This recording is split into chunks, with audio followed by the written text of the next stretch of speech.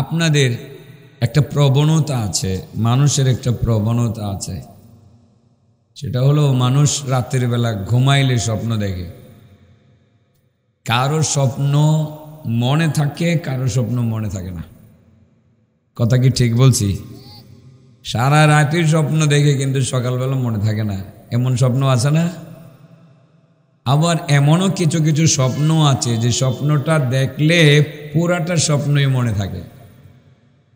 আর প্রবণতাটা হলো সকালবেলায় চিন্তা করি স্বপ্ন তো একটা দেখছি, এটা একজনের কাছে বলতে হবে। কেউ বন্ধুদের কাছে গিয়ে বলে, কেউ তার পরিবারের স্ত্রীর কাছে বলে, কেউ চিন্তা করে স্বপ্ন তো সেন্সিটিভ বিষয়, এটা কোনো বন্ধু বান্ধব বা রাস্তাঘাটের যে কোনো মানুষের কাছে শেয়ার করব না। একান্তই যারা স্বপ্ন সম্পর্কে জ্ঞান রাখে, অতি বিশ্বস্ত ভালো মানুষ, নামাজি আল্লাহওয়ালা, তাদের কাছে স্বপ্নটা বলবো। আর এটাই কিন্তু নিয়ম, ঠিক কি ঠিক না? আপনারা এখনো আমার বিষয় বুঝতেছেন না, একটু পরে বুঝবেন। আমার যে টার্গেট সেটা হাদিস থেকে বের হয়ে আসবে। তো আমরা যেমন মানুষের কাছে স্বপ্ন বলি, আমার নবীর সাহাবীরাও যখন কোনো স্বপ্ন দেখতেন, সাহাবারা তারাও স্বপ্ন বলতেন। তবে তাদের স্বপ্ন বলার একটা জায়গা ছিল, বিশ্বস্ত জায়গা। এর চেয়ে বিশ্বস্ত জায়গা আর হতে পারে না। সেই জায়গাটা হলো আমার আল্লাহর বন্ধু রাহমাতুল্লিল আলামিন হাবিবুল্লাহ মুহাম্মদুর রাসূলুল্লাহ সাল্লাল্লাহু আলাইহি ওয়াসাল্লাম নবীর কাছে স্বপ্ন বলতেন। আজ যদি আমার নবী বেঁচে থাকতেন তাহলে আমার রাতের দেখা স্বপ্নটা হয়তো বা নবীর কাছেই বলতাম, ঠিক কি ঠিক না? ঠিক। আচ্ছা বলেন, এখন নবী নাই, স্বপ্ন কার কাছে বলবেন? হ্যাঁ বলেন, উলামায়ে কেরামের কাছে বলবেন। কার কাছে বলবেন? যে কোনো ব্যক্তির কাছে স্বপ্ন বলবেন না, অতি বিশ্বস্ত বিজ্ঞ আলেম, বন্ধু আলেমের কাছে স্বপ্ন বলবেন। তা না হয় হিতে বিপরীত হওয়ার আশঙ্কা আছে। কথাগুলো কিন্তু ফেলে দিবেন না, আমি হাদিস থেকে বলছি, কথাগুলো ফেলে দিবেন না। হিতে বিপরীত হওয়ার যথেষ্ট আশঙ্কা আছে।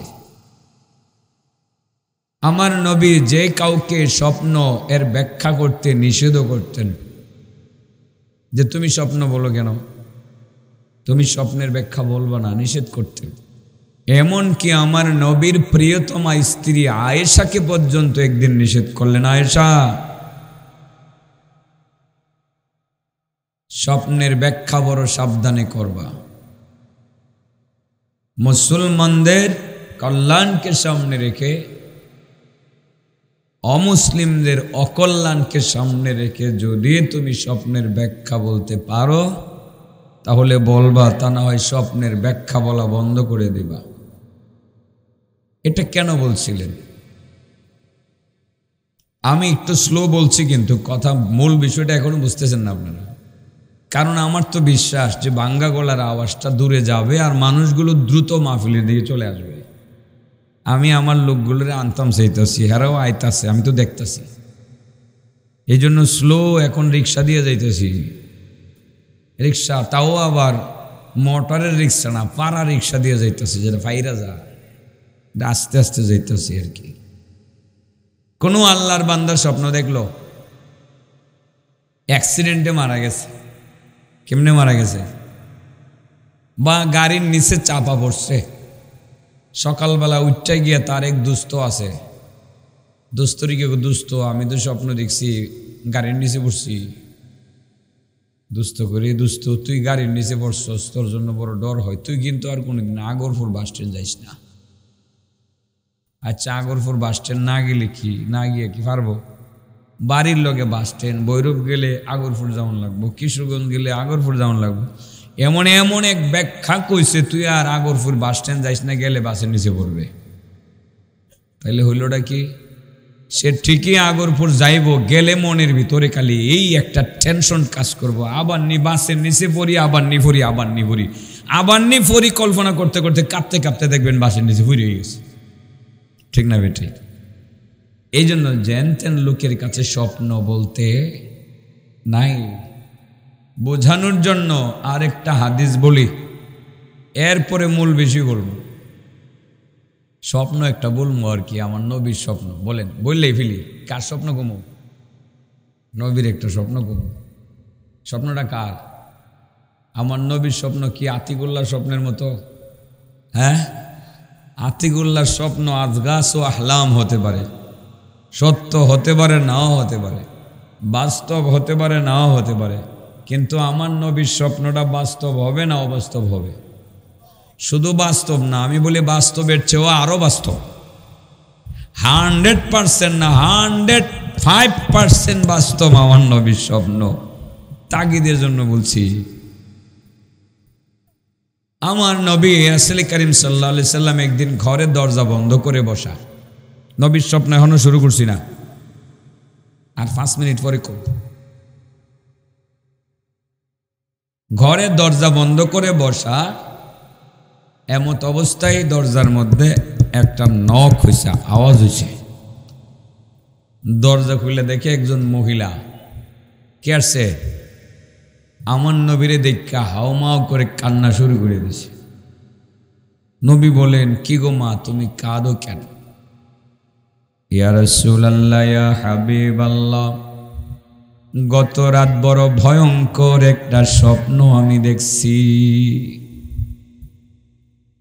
স্বপ্ন দেখার পরে আমার ঘুম ভেঙে গেছে, আমার খাওয়া দাওয়া চলে না, আমার খাওয়া দাওয়া বন্ধ হয়ে গেছে, আমার পেটে খাবার যায় না, টেনশনে কোনো কাজও করতে পারি না। স্বপ্নটা যতক্ষণ পর্যন্ত আপনার কাছে বলতে পারবো না, ততক্ষণ পর্যন্ত আমার কোনো শান্তি লাগবে না। আমার নবী বললেন, তাহলে তোমার স্বপ্নটা বলো গো মা। সেই নারী বললেন, ইয়া রাসূলুল্লাহ, দীর্ঘদিন হয়েছে আমার স্বামী বাড়ি থেকে বিদায় নিছে, ব্যবসার উদ্দেশ্যে অন্য কোনো একটা দেশে গেছে। যাওয়ার বেলা আমার পেটে একটা বাচ্চা দিয়ে গেছে, এখন বাচ্চা আসার সময় হয়েছে। ইয়া রাসূলুল্লাহ, প্রায় 9 মাস হয়ে গেল আমার স্বামী বাড়ি থেকে বিদায় নিছে। টেলিফোন নাই, মোবাইল নাই, তার কোনো খোঁজ খবর নাই, কবে আসবে সেটাও জানি না। পেটে আছে আমার বাচ্চা, বাচ্চা কবে আসবে সেটাও আমার জানা নাই। তবে সময় হয়েছে বলে আমি ধারণা করতেছি সময় হয়ে গেছে। এতদিন মনের ভিতরে সান্ত্বনা দিচ্ছিলাম নিজেকে, আমার স্বামী মনে হয় চলে আসবে, আর মনে হয় কয়দিনের ভিতরে আমার একটা সন্তান দুনিয়াতে আসবে। আমি আমার সন্তানকে কোলে নিয়ে নাকে মুখে চুমু খাবো, আমার স্বামী বিদেশ থেকে এসে বাচ্চা কোলে নিয়ে তার চক্ষুটা শীতল করবে। কিন্তু গত রাত ভয়ঙ্কর স্বপ্ন দেখলাম, আমার স্বামীটা মারা গেছে। গত রাত স্বপ্ন দেখছি আমার স্বামী মারা গেছে, আর আমার পেটের ভিতরে যে একটা বাচ্চা দিয়ে গেছে, বাচ্চাটা দুনিয়াতে আসছে কথা সত্য, তবে অর্ধ অঙ্গ বিশিষ্ট হয়ে আসছে। পাও একটা আছে আর একটা নাই, চোখ একটা আছে আর একটা নাই, হাত একটা আছে আর একটা নাই। এমন ভয়ঙ্কর স্বপ্ন দেখার পরে আমার ঘুম হারাম হয়ে গেছে। আমি আমার খাওয়া দাওয়া ছাইরা দিছি, মনের ভিতরে শান্তি নাই, অশান্তির আগুন দাও দাও দাও দাও করে জ্বলতে আছে। ইয়া রাসূলুল্লাহ, স্বামীরে হারাইছি স্বপ্ন দেখলাম, বাচ্চাও পাইলাম অর্ধ অঙ্গ বিশিষ্ট বাচ্চা। এমন ভয়ঙ্কর স্বপ্ন দেখার পরে আর ভালো লাগতেছে না। নবী গো, আপনি যদি আমার স্বপ্নের ব্যাখ্যাটা বইলা দিতেন তাহলে খুশি হইতাম। রাসূল বলেন, আল্লাহর বান্দি, ভয়ঙ্কর তোমার কাছে মনে হইতেছে, তোমার স্বপ্নটা কিন্তু আমার কাছে ভয়ঙ্কর না। অগনারী, যাও তুমি বাড়িতে ফিরে যাও, তোমার স্বামী মারা যায় নাই। ইনশাআল্লাহ কিছুদিনের মধ্যে তোমার স্বামী তোমার ঘরে ফিরে আসবে। নবী বলছে ফিরে আসবে। আমার নবীর স্বপ্নের ব্যাখ্যা সত্য না মিথ্যা? কারণ আমার নবী যাই বলেছেন তাই আল্লাহর কাছ থেকে জেনেই বলেছেন। আমার নবীর স্বপ্নের ব্যাখ্যা মিথ্যা হতে পারে না। অনারী, আরেকটা সুসংবাদ গ্রহণ করো। তোমার পেটের ভিতরে যে বাচ্চাটা আছে, বাচ্চাটা অর্ধ অঙ্গ বিশিষ্ট হয়ে আসবে না, সুন্দর সুস্থ সুস্থ সুঠাম দেহের অধিকারী, সুন্দর আকৃতি ধারণকারী একজন সন্তান দুনিয়াতে আসবে। মহিলার কি টেনশন আছে না? সব গেছে গা। হ্যাঁ, মহিলা বাড়িতে গিয়ে আবার খুশি, স্বামীটা আইব, রাস্তার ছায় তাহায় স্বামীটা কবে আইব। আমি কি কাহিনী কইতেছি না হাদিস কইতেছি? আব্দুল হক দেহলভী মাদারিজুন নবুওয়াহ নামক কিতাবে হাদিসটা আনছেন। আমার নিজ থেকে তো কথা বলার যোগ্যতা বা ক্ষমতা নাই, বলতে পারবো না। মহিলা বাড়িতে গিয়া খালি বাস স্ট্যান্ডের দিকে ছায়াতায়, স্বামীটা কোন সময় আইব। আর মনে মনে চিন্তা করে বাচ্চা কবে হইব, প্রসব ব্যথা ওঠে না। তখন তো আপনার আবার সিজারেরও ব্যবস্থা নাই, বুঝছেন না? সিজারের ব্যবস্থা হলে নাই, কাইটটা বাইরে করে লাইতো। সিজারের ব্যবস্থাও নাই। আচ্ছা, তখন সিজার ছাড়া হয়েছে কেমনে? এখন যে সিজার ছাড়া হয় না, 80% সিজার, খালি মাল কামাও। ঠিক আছে না? খালি মাল কাম। হ্যাঁ, উন্নত বিশ্বে লন্ডনে 100% সিজার হয় না, জার্মানিতেও না, আমেরিকাতেও না। কিন্তু পৃথিবীর সবচেয়ে ধনী দেশ বাংলাদেশে বেশি হয়। এখানে টাকা বেশি, এদের কি বেশি? টাকা বেশি।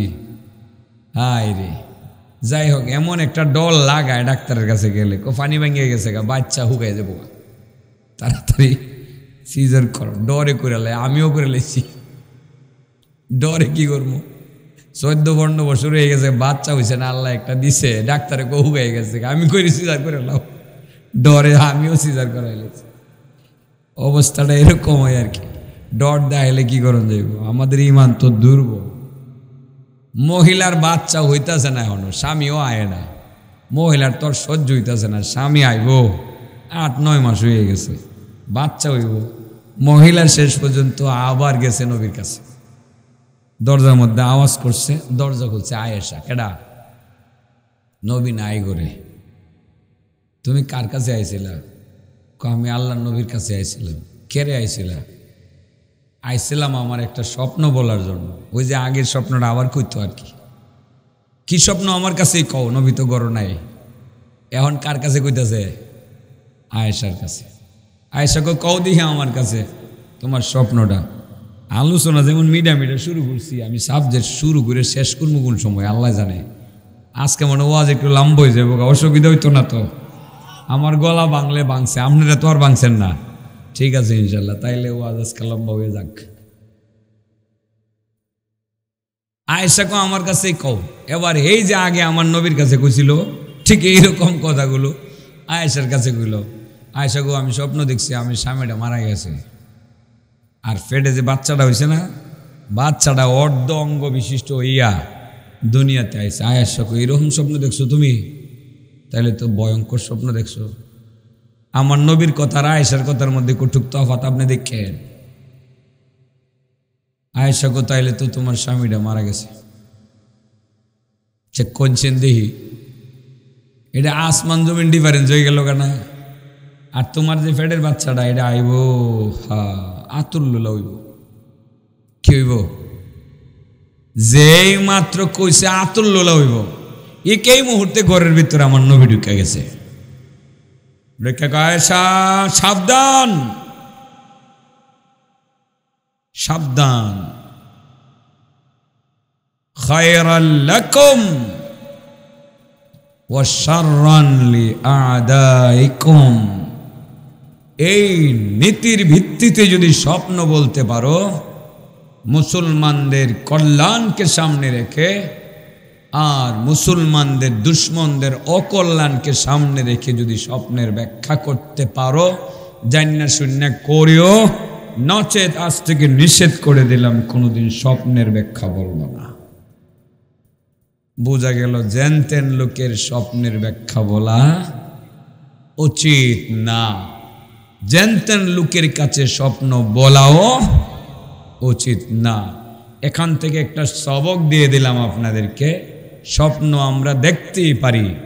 সকালবেলা বাজরা তারাকান্দি মাদ্রাসায় গিয়ে হুজুরের কাছে বলবেন, তা না হয় আমার ভাই সুলাইমান মাদানির কাছে বলবেন, তা না হয় আপনাদের ইমাম আমার প্রিয় ভাই অতি সহজ সরল মানুষ ইমরান নাজিরের কাছে বলবেন, তা না হয় আল্লামা বাহাউদ্দিন সাহেবের কাছে বলবেন, তা না হয় আপনার অতি বিশ্বস্ত বন্ধু একজন আলেমের কাছে স্বপ্ন বলবেন।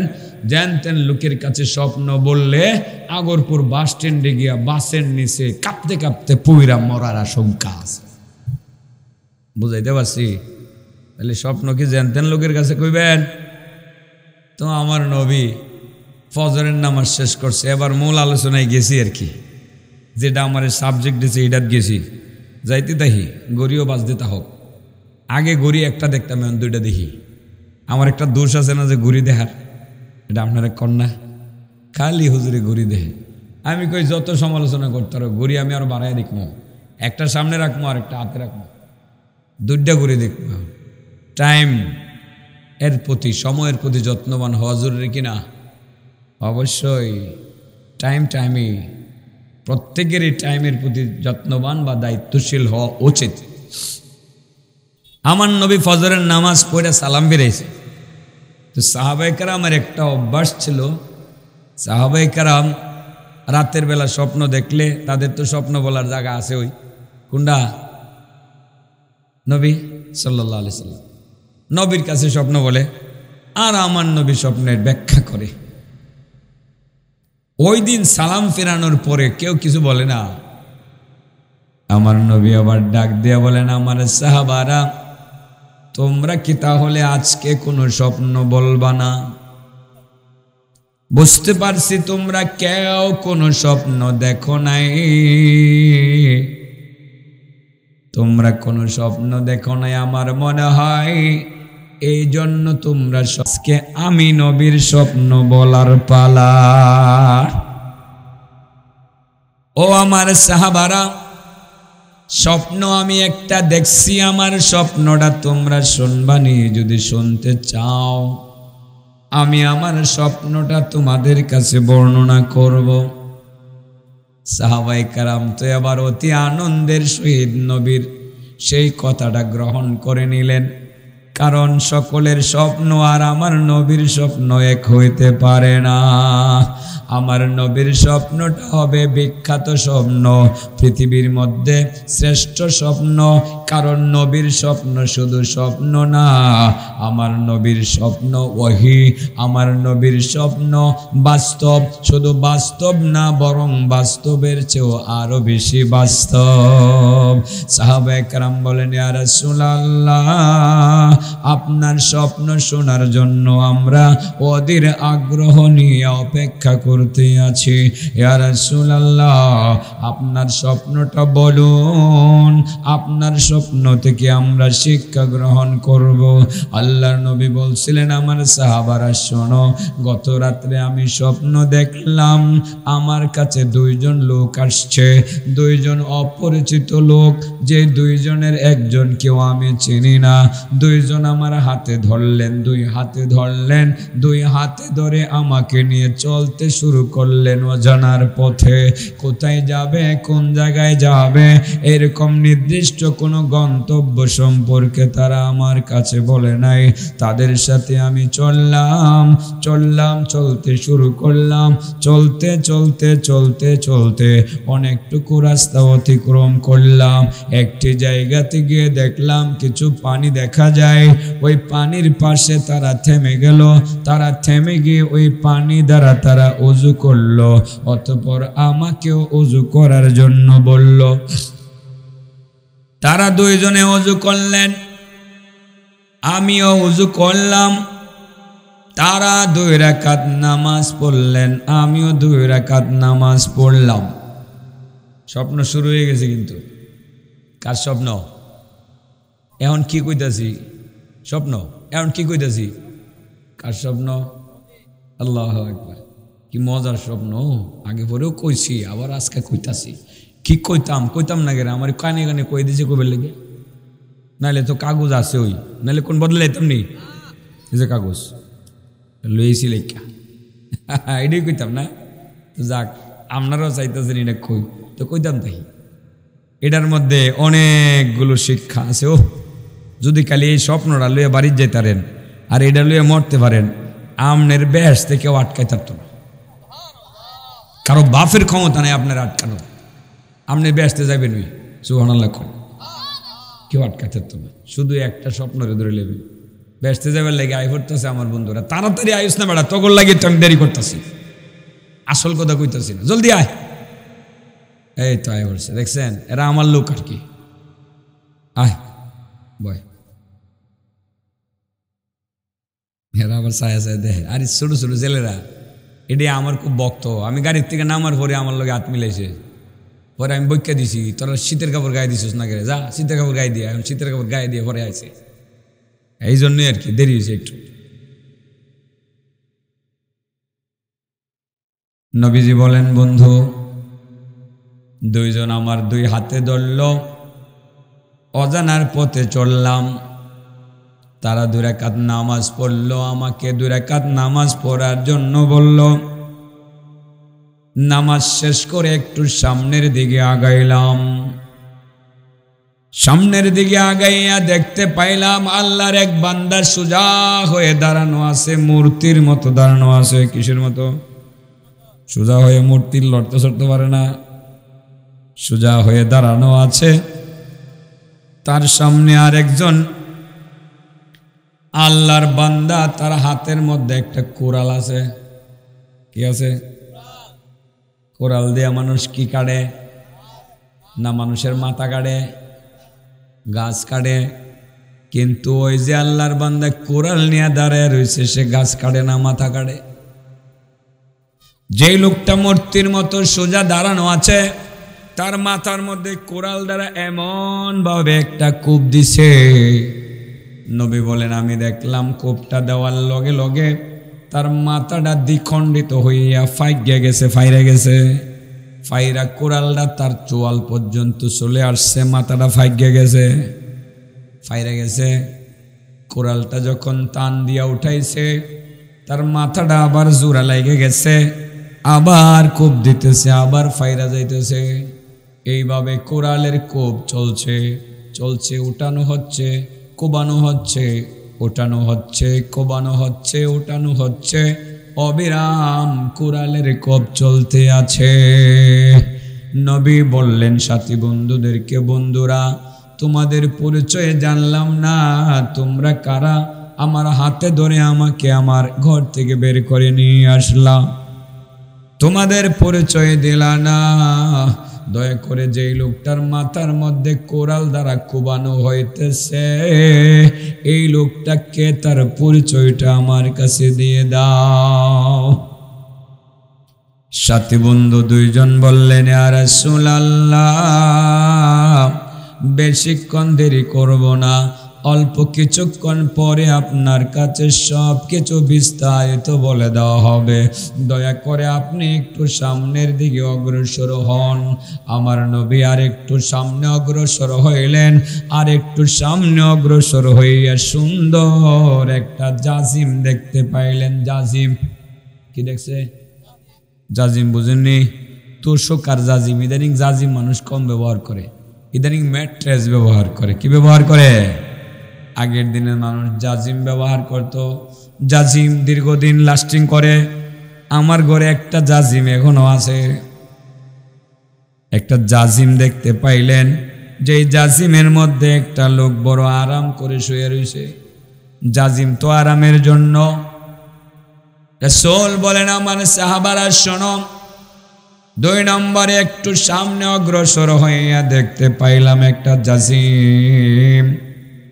জাজিমের মধ্যে একটা লোক আরাম করে ঘুমাইতে আছে, শুয়ে রয়েছে। তার মাথার পাশে আর একজন লোক বড় একটা পাথর নিয়ে দাঁড়ানো আছে। এই যে লোকটা জাজিমের মধ্যে শুয়ে আছে, সেই লোকটার মাথার মধ্যে যেই লোকের হাতে পাথর, এই লোকটা কতক্ষণ পরে পরে এমন ভাবে তার মাথার মধ্যে সেসা দেয়, তার মাথাটা একেবারে কাচের মতো গুড়া গুড়া হইয়া চূর্ণ বিচূর্ণ হয়ে যায়। আবার যখন পাথরটা এখান থেকে ড্রপ করে নিচে পড়ে যায়, সেখান থেকে যখন পাথরটা উঠাইতে যায়, তার মাথাটা আবার জোড়া লেগে যায়, আবার আঘাত করলে আবার মাথাটা গোড়া গোড়া হয়ে যায়। এরকম ভাবে এই লোকের মাথার মধ্যে পাথর দ্বারা চেঁচা হইতেছে। আমি শুধু তাকাইয়া দেখছিলাম। রাসূল বলেন, আমি সাথী বন্ধু 2 জনকে বললাম, বন্ধুরা তোমাদের পরিচয় দিলা না। 1 নাম্বার যে লোকটার মাথার মধ্যে কোরাল দ্বারা কোবানো হইতেছে, সেই লোকটার পরিচয়টাও দিলা না। আর দয়া করে এখন যে লোকটার মাথার মধ্যে পাথর দ্বারা চেঁচা হইতেছে, ওই লোকটার পরিচয় দয়া করে দিয়ে দাও। সাথী বন্ধু 2 জন বললেন, ইয়া রাসূলুল্লাহ, আর বেশি দেরি নয়, মাত্র 7 মিনিট পরে আপনার কাছে সব কিছু বিস্তারিত বলে দেওয়া হবে। কয়টা হয়েছে? হইব কয়টা? 9টা। কয়টা হইব? 9টা হইব। এটা মনে রাখা লাগবো কিন্তু। 1 নম্বর মনে আসেনি, কোরাল দিয়ে কোবাইতেছে। কি দিয়া রে? 2 নম্বর পাথর দিয়ে কি আদর করতেছে, চেষ্টাছে। মাশাআল্লাহ, শ্রোতা মজবুত আছে। কেডা জানি আজকে চেঁচা খানো, চেঁচা আপনারা খাইতেন না, এটা আপনারা খাইতেন নাই, চেঁচাটা খাইব আমার দলের লোকেরা। জানি না আমি ওইটার ভিতরে ঘুরে যাই কিনা, আল্লাহ মাফ করুক। কিছু কিছু কথা তো নিজের বিরুদ্ধে গেলে কখন লাগতো না ভাই সাহেব। তো মানুষ তো ব্যাককল বোঝে না। কালকে এক জায়গায় একটা কথা কইছি, এটা মনে হয় গেছে আর কি সরকারের বিরুদ্ধে, পাগন দিয়া সাথে সাথে মানে থানায় ফোন দেওয়া শুরু করছে। কই হুজুরে তাড়াতাড়ি ধরো। ওরে আমি কই দেহ পুলিশ থানার থেকে আয় তারবো, আমারে উড়াই তারতো না, আমার উড়াই থাকতো না। আমি যেটা কইবার কমই হাদিস কইতেছি, আর বাপ হইলেও আমি ছাড়তাম না, এটা কমই হাদিসের কথা। কতক্ষণ পরে আবার আমার নিজের বিরুদ্ধে যখন আইফোর্স, এটাও তো কইছি। এটা কি সরকারের বিরুদ্ধে কইবার লাগিয়ে আইসি এন? যখন যার বিরুদ্ধে যাইবো গা। আমি তো হেদায়েতের উদ্দেশ্যে ওয়াজ করতেছি। সরকারের হেদায়েতের দরকার আছে না? ইমাম সাহেবের হেদায়েতের দরকার আছে না? মৌলবীরার হেদায়েতের দরকার আছে না? বক্তারার হেদায়েতের দরকার আছে না? ব্যবসায়ীর হেদায়েতের দরকার আছে না? তখন ব্যবসায়ীর বিরুদ্ধে গেলে হে বেটা সিটটা আমার বিরুদ্ধে মামলা দিব, এটা কি ঠিক করবো? হ্যাঁ, আস্তা ভাগলামি। এটা মগের মূল্য পাইছে, কিচ্ছু হইলে পুলিশের খবর দিলে। বেড়া দিন দিন না আরো দিন আছে। পুলিশ কি কালে আজকালের লাগে আগামী 10 বছর ফলে কি বাংলাদেশে পুলিশ থাকতো না? এই সময় তো থাকবো। বেড়া আজকে তুই পুলিশ দিয়ে আমারে ধরাইবে, আরেকদিন আমি তোরে ধরাবো। বেড়াগিরি করিস না। কথা যেটা সত্য কথা এটা বলবো, এটা মাইন না নিস আল্লাহর হস্তে, তোর হেদায়েতের লাগে কইতাছি। আরে বাপ রে বাপ, ক্ষমতা কি একজনের? ক্ষমতার পাওয়ারের বাবারে বাপ, বাপ সাবে মনে হয় দেশ তাহার কোনো বাও নাই, দেশ তাহার বাপের। কিচ্ছু হইলে পুলিশ খবর দিয়ে লই, এর বাপের দেশ। এ দেশে আমরা জন্ম নিয়েছি, হেই বুঝি জন্ম নিয়েছে। সময় মতো বেড়া সাফা ভাঙ্গা গুড়া করেলাম, এত পুলিশ পুলিশ করিস না, ওয়াজ করতে দে। ওয়াজ পুলিশের বিরুদ্ধেও যাইব, মোল্লা মৌলবীরার বিরুদ্ধেও যাইব, আবার কোনো সময় পক্ষেও যাইব। কোরআন হাদিস এটা ন্যায়ের পক্ষে থাকবো, এটা অন্যায়ের বিরুদ্ধে যাইবই। এই অন্যায় যদি মৌলবী সাহেব করে, মৌলবীর বিরুদ্ধেও তো যাইব। তো এত পুলিশ পুলিশ খরচ করে বেড়া তোরা। সেটা গেলাম গেরেও আর আগ উঠতে গেছেন, আল্লাহ মাফ করো। হুজুর একটু সেত উঠতে জাগিয়েছে গা, কি একটা মানুষ তো ওটা নিয়ন্ত্রণ করতে পারি না। কিছু বলে পুলিশের বই দেখা, পুলিশ কি এই বেটা কি এই দেশের তো কেউ ভাই লাগে, কেউ বন্ধু লাগে, কেউ আত্মীয় স্বজন লাগে। তো আজকে তোর কথা হইন না আমার বাইরে আইব, তো আরেকদিন এলে যে আমার কথা হইন না তোরে বাইরে আইব। এত বেটাগিরি করছ কিনে, পুলিশটি সঠিক পদে থাকতে দে। হেরা রে একটু কইতে কয় যে ভাই তোরা ন্যায়ের পদে থাইস, হেরাও তো বুঝে না। এখন তোমার ক্ষমতার পাওয়ার দেখাইয়া পুলিশের ফাটাইলা, হেবাটাও না আয়া পারে না, চাকরির ভরে আইব। গতবার মনে হয় এনো গজ করছিলাম কি জানি এটা ৬৬ পুলিশ বেটা লুই এই ফুটছে এই লম্বা একটা। আমি কই দেখো, আমি কিন্তু তোমার শুক্রাঙ্গানি দিয়ে আমি তোমার মতো কথা কইতাম না, আমার মতোই কমো। তোমার শরীরটা বড় হইতে পারে, চোখটি বড় বড় হইতে পারে, তাই বললে কি তোমার কথা মতো আমি ওয়াজ করবো? আমি তো ওয়াজ করবো কোরআনের কথা, কোরআনের মতো আর হাদিসের মতো। একটা কথা যদি কোরআন হাদিসের বাইরে কই, তাহলে পুলিশের দুইরা আমার আড্ডি ভেঙ্গে লাইলে আমার কোনো আপত্তি নেই, কোনো আপত্তি নেই। একটা কথা কোরআন হাদিসের বাইরে গেলে গেলে পুলিশের দুইরা আড্ডি ভেঙ্গে লাগ, আমারই ভেঙ্গে লাগ, কোনো আপত্তি নেই। কিন্তু মানুষ কি করে জানেন? ক্ষমতার অপব্যবহার করে। ক্ষমতা আছে দেখায়লা, পুলিশের অন্যায় করা। আরে পুলিশ আমার কাছে কানে কানে আস্তে আস্তে কো হুজুর আইসি, দয়া করে মাফ করে দেন, আমার পাঠাইছে। হুজুর চাকরি করি তো আমার পাঠাইছে, আমার মসজিদের ভিতরে গেছে, আমি মিম্বারে মেহরাবে বেরিয়েছি, হ্যাঁ গেছে আমার দত্ত। আমি কো কিও ভাই আপনি কেড়ে আইসেন? কানে কানে আসতে কয়েলেছি, হুজুর মনে কিছু নিয়েন না, আমার পাঠাইছে। সারেরা বাইরে গাড়ি নিয়েছে। তখন কি করার লাগবো? হুজুর আপনার ২-৪টা করার কথা কইলাম। আমি কই ভাই তুই কইলা কি কইবি? পরে কিছু করা কথা কইলেছে। পরে আবার আমার লোকের দেখা হচ্ছে, হুজুর চাকরি করি, কি করবো? হেরাও তো মানুষ হই,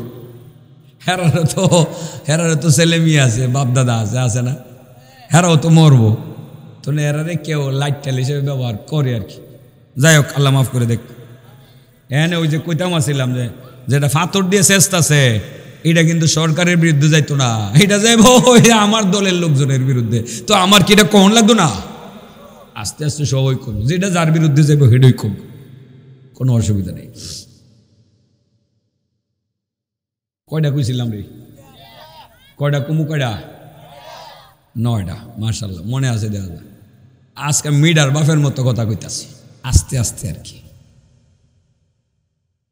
নবী বলেন, সাথী বন্ধুরা আর একটু সামনে অগ্রসর হইলাম। ও আমার সাহাবারা, আর একটু সামনে অগ্রসর হইয়া দেখতে পাইলাম মটকি মটকি আর মটকা। ধান চাইল দেখে না মানুষ, মটকি না মটকা? মটকি, আমরা এলাকাতে কই মটকা। মটকির ভিতরে দাও দাও দাও দাও করে আগুন জ্বলতে আসে। এই মটকির মাথার মধ্যে কিছু নগ্ন অর্ধনগ্ন নারী পুরুষ তেজপাতার মতো বল গাইতে আসে। ডাউল রান্না করলে পাতিলের মাথার মধ্যে যেমন তেজপাতা বল গাইতে থাকে, ওই মটকির ভিতরে মাথার মধ্যে কিছু নগ্ন অর্ধনগ্ন পুরুষ তেজপাতার মতো বল গাইতে আছে। নবীজি বললেন, সাথী বন্ধুরা তোমাদের পরিচয় দিলা না। ১ নাম্বার, যেই লোকটার মাথার মধ্যে কোরাল দিয়া কোবানো হইতেছে সেই লোকটার পরিচয়ও দিলা না। যেই লোকটার মাথার মধ্যে পাথর দ্বারা চেষ্টাছে সেই লোকটার পরিচয়ও দিলা না। দয়া করে যেই লোকগুলো মটকির ভিতরে তেজপাতার মতো বল গাইতে আছে তাদের পরিচয় দিয়ে দাও। সাথী বন্ধু ২ জন বললেন, ইয়া রাসূলুল্লাহ আর একটু সামনে অগ্রসর হন, মাত্র ৬ মিনিট পরে আপনার কাছে সব কিছু বিস্তারিত বলে দেওয়া হবে। আরেকটু সামনে অগ্রসর হইয়া আমার নবী রাহমাতুল লিল আলামিন দেখতেছিলেন বিশাল বড় একটা পুকুর দেখা যায়। পুকুরের পানিগুলো রক্তের মতো লাল, বরফের মতো ঠান্ডা। রক্তের মতো লাল, বরফের মতো ঠান্ডা। সেই পুকুরের পারে পারে একজন করে লোক দাঁড়ানো আছে, হাতের মধ্যে বড় একটা পাথর। আর পুকুরের পানির মধ্যে, সেই লাল পানির মধ্যে, বরফের মতো ঠান্ডা পানির মধ্যে একজন লোক সাঁতরাইতে আছে। পানির মধ্যে হাবুডুবু খাইতেছে, নাকে মুখে পানি ঢুকতেছে, পেট ফুলে যাইতেছে। আত্মরক্ষা করার জন্য যখন পুকুরের কোনো এক পাড়ের দিকে সে ভিড়তে যায়, ডান দিক থেকে উড়তে চাইলে পাথর দ্বারা তাকে আক্রমণ এমন ভাবে করে, যে লোকটা দাঁড়ানো আছে এমন ভাবে ডিল মারে, মাথায় আঘাত লাগে, আবার সে আঘাতের পাওয়ারে সে পুকুরের মাঝে চলে আসে। আবার যখন বাম দিক থেকে উড়তে চায়, ওখানে দাঁড়ানো এক ব্যক্তি পাথর দ্বারা আক্রমণ করলে পরে পুকুরের মাঝে চলে আসে। আবার যখন সামনের দিক থেকে উড়তে চায়, ওখানে দাঁড়ানো এক ব্যক্তি পাথর দ্বারা আক্রমণ করলে পুকুরের মাঝে চলে আসে। আবার যখন পিছনের দিক থেকে উড়তে চায়, ওখানে দাঁড়ানো এক ব্যক্তি পাথর দ্বারা আক্রমণ করলে পুকুরের মাঝে চলে আসে। এমন ভাবে তার বিরুদ্ধে আক্রমণ চলছে, আর থামতেছে না। আল্লাহর নবী বললেন, সাথী বন্ধুরা, তোমরা তোমাদের পরিচয় দিলা না। এক নাম্বার, যেই ব্যক্তির মাথার মধ্যে কোরাল দ্বারা কোবানো হইতেছে তার পরিচয়টাও দিলা না। 2 নম্বরে, যার মাথা পাথর দ্বারা ছেঁচা হচ্ছে তার পরিচয় দিলা না। 3 নম্বরে, যে লোকগুলো মটকির ভিতরে দাও দাও করে জ্বলতেছে, তেজপাতার মতো বলগাইতে আছে, তাদের পরিচয়টাও দিলা না। 4 নম্বরে, যেই লোকটা পুকুরের মধ্যে সাঁতরাইতে আছে, রক্তের মতো লাল, বরফের মতো ঠান্ডা, পানি খাইতে খাইতে পেট ফুলে গেছে। ডান দিক থেকে উড়তে চাইলে পাথর দ্বারা তাকে আক্রমণ করে মাঝে ফেলে দেওয়া হয়। বাম দিক থেকে উড়তে চাইলে পাথর দ্বারা আক্রমণ করে মাঝে ফেলে দেওয়া হয়। সামনের দিক থেকে উড়তে চাইলে পাথর দ্বারা আক্রমণ করে মাঝে ফেলে দেওয়া হয়। পিছনের দিক থেকে উড়তে চাইলে পাথর দ্বারা আক্রমণ করে মাঝে ফেলে দেওয়া হয়। বন্ধুরা, দয়া করে এই লোকটার পরিচয়টা দেও। লোকটা কেডা? কটা হয়েছে? 4টাই কমন, এটা কইতাম না। 4টা পর্যন্ত টার্গেট, হেডে আজকে করার দরকার নাই। সাবজেক্ট এ পর্যন্ত শেষ, বাহিরি অন্য দিন। এই 4টার মধ্যে কি আছে কইলি আগে, ঠিক আছে না? স্বপ্ন এনে খালি কইতেছে, ব্যাখ্যা কইছে নবী? ব্যাখ্যা বলছে না। ব্যাখ্যা শুনে নেবার। সাহাবায়ে কেরাম খালি স্বপ্ন শুনতাছে। আরে নবী কি স্বপ্ন কইতাছে রে? এই স্বপ্ন তো জীবনে শুনছি না। 1 নম্বরে বলে কি করতেছে? কোরাল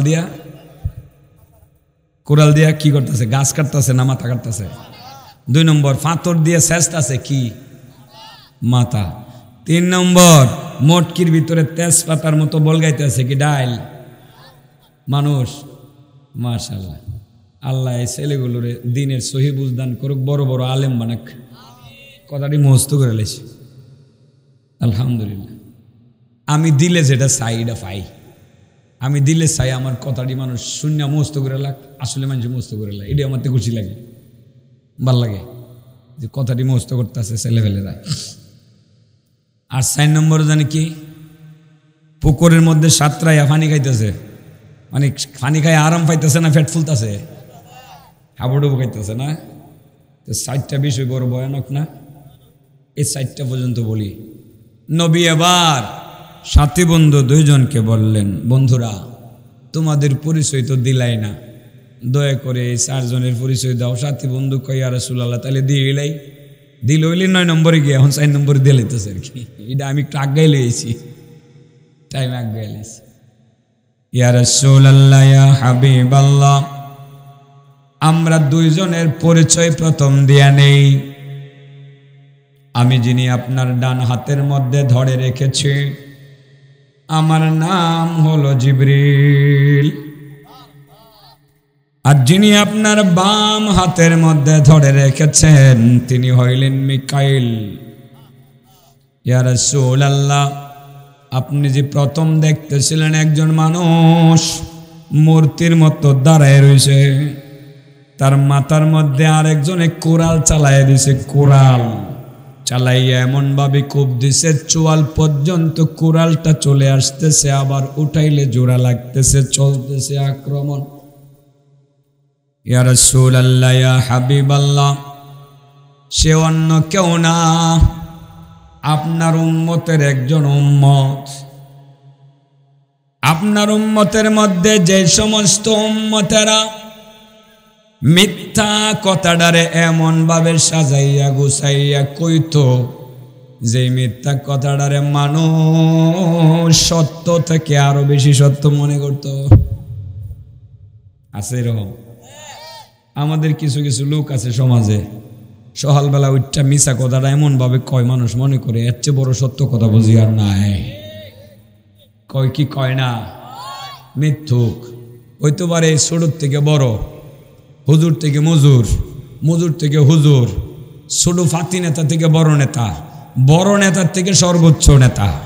মিছা কথা কইতে পারে সবাই, এমন ভাবে সাজায়া মুখটা হুগায়া সাজ্জা গুজ্জা কয়, পাবলিকে মিথ্যাটারে ওহির মতো সত্য মনে করিয়া কিছু কিছু পাবলিক বিশ্বাস করে সামনে চলে।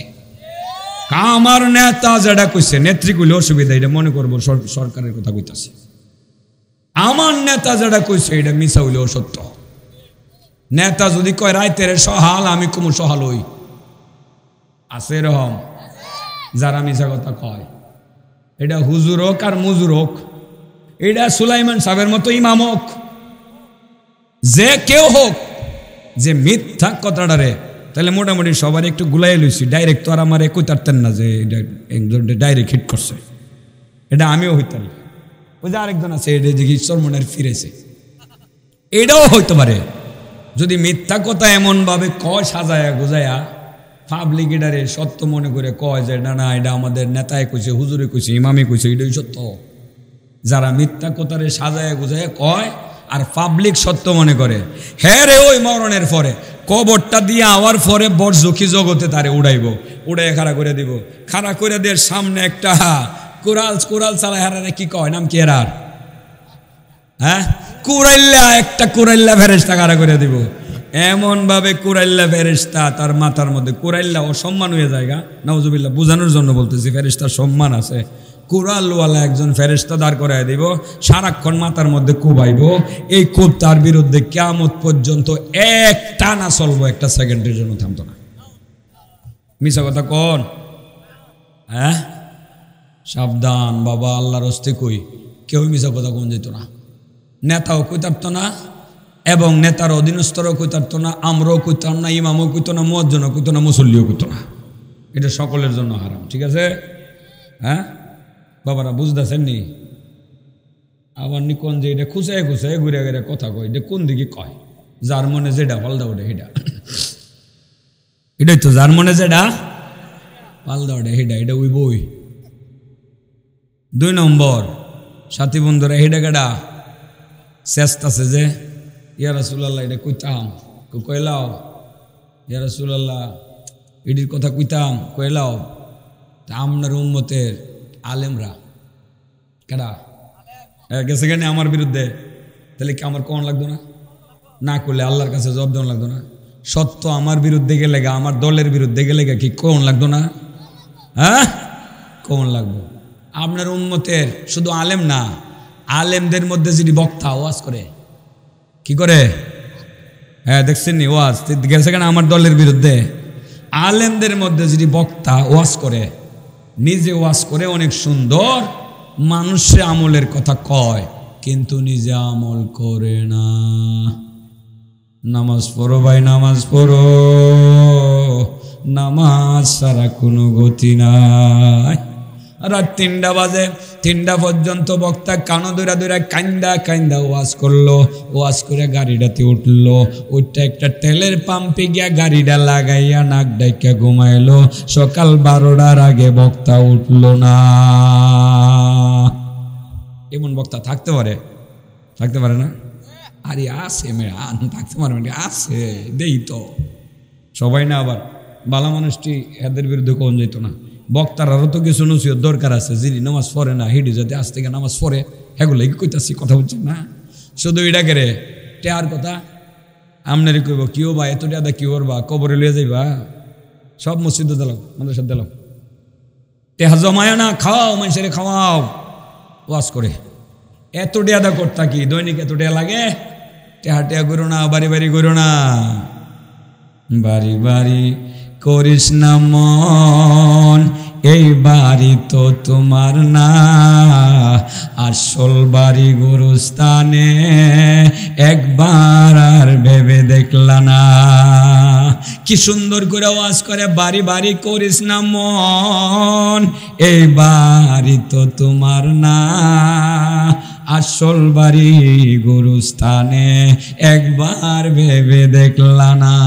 কান্দা কান্দা ওয়াজ করলো মৌলভী সাহেব। যাইবার বেলা চুক্তি হয়েছিল 40,000 টাকা, 1,000 টাকা কম দিলে আমি নিতাম না। আছে আছে আজকানি আর আমার বিরুদ্ধে লাগিয়ে যাগা রে, ফেসবুক যুদ্ধ লাগিয়ে দেবো আমার বিরুদ্ধে, লাগলে লাগবো, এরা শাস্তি বহে করে বাসায় মেল লাগে, আমার কথা কোন লাগতো না?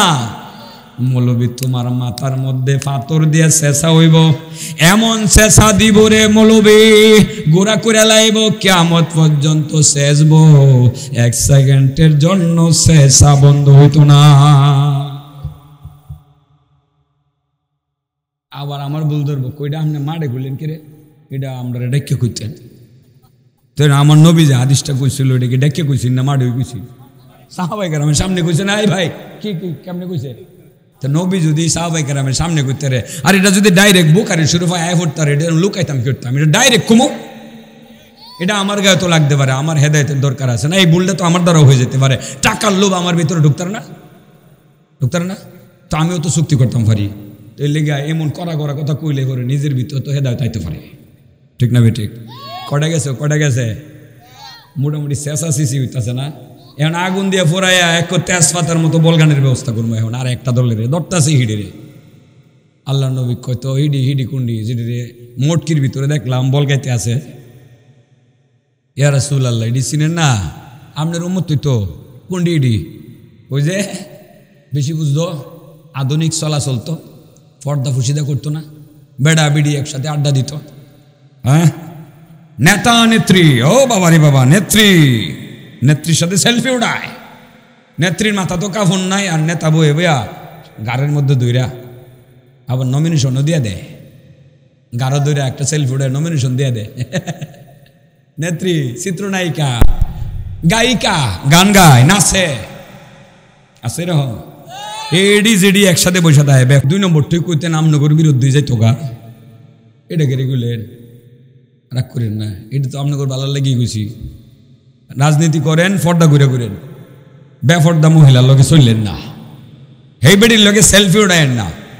আর মহিলারা কইছি তোমরা এই মাথা উদাম করে রাস্তাঘাটে গিয়ে তোমার এমপি হওয়ার এত দরকার হয়েছে গেলে, শখ জাগছে না, নাচা গাইয়া এটাতে এই শান্তিটা তোমার মানে উঠছে না, আরো শান্তি লাগবে তোমার না? পাগলের দল করতে গাইছি, কটে গেছে ও, হ্যাঁ 4 নম্বরটি জানেননি, কি জানি কয় সাঁতরাইতেছে ও, ফানি ফানি কিসের মতো, ঠান্ডা কেমন, আমার নবী কই এটা কেডা, এটা কেডা, এটা কেডা যে ফানির মধ্যে সাঁতরাইতেছে আর পাথর দিয়ে এমন ভাবে মারতেছে, আবার পুকুরের মাঝে ঘুরতেছে, এডি কেডা? ফেরেশতা 2 জন কই, ইয়া রাসূলুল্লাহ এডি আপনার উম্মতের ওই যে ধনী ধনী উম্মতটি আছেন না, যেটি সুদের ব্যবসা করে আঙ্গুল ফুললে কলা গাছ হয়েছিল, কিসের ব্যবসা করে? ওই কিসের ব্যবসা করে? সুদের ব্যবসা করে আঙ্গুল ফুললে কলা গাছ হয়েছে। এই আপনার উম্মতের সুদখোর উম্মত যারা হবে, আলমে বরজক থেকে সুদখোর উম্মতকে পুকুরের পানির মধ্যে ফেলে দেওয়া হবে। পানিগুলো হবে রক্তের মতো লাল, বরফের মতো ঠান্ডা, পানির মধ্যে হাবুডুবু খাইতে থাকবে। ডান দিক থেকে উঠতে চাইলে পাথর দ্বারা আক্রমণ করে পুকুরের মাঝে ফেলে দেওয়া হবে, বাম দিক থেকে উঠতে চাইলে পাথর দ্বারা আক্রমণ করে মাঝে ফেলে দেওয়া হবে, সামনের দিক থেকে উঠতে চাইলে পাথর দ্বারা আক্রমণ করে মাঝে ফেলে দেওয়া হবে, পিছনের দিক থেকে উঠতে চাইলে পাথর দ্বারা আক্রমণ করে মাঝে ফেলে দেওয়া হবে। সুদখোরের বিরুদ্ধে এই শাস্তি চলবে চলবে কিয়ামত পর্যন্ত, টানা চলতে থাকবে, একটা সেকেন্ডের জন্য থামবে না। মিশা কথা কোন যাইতো না। মৌলবী সাহেবদেরকে বলছি, যা ওয়াজ করবা ওটুক আমল করবা, ঠিক আছে? বড় বড় হুজুর আরে কইতাছি না, ছোট ছোট হুজুর যারা আমার বয়সে ছোট এডেরই কইতাছি, তুমি তুমি করে কইতাছি। কারণ এই বাটফারদের মধ্যে, এই শ্রেণীটার মধ্যে বাটফার বেশি হবে, ছোটটি। বড় বড় আলেমরা আকামটা করে না, বুঝলেন না? 3 নম্বরে মহিলাদেরকে বলছি পর্দা করো, আর আমার যুবকদেরকে বলছি বেপর্দা মহিলার লগে চলল না। আর সবাইরে বলতেছি সুদের ব্যবসাটা করেন না, ঠিক আছে? এই 4টা কথা আমার নবীর স্বপ্ন থেকে বুঝছি। আরো 5টা থেকে গেল ইনশাল্লাহ, আরেকদিন খুমনে। আল্লাহ আমল করো, তৌফিক দান করো। আসসালামু আলাইকুম রহমতুল্লাহ।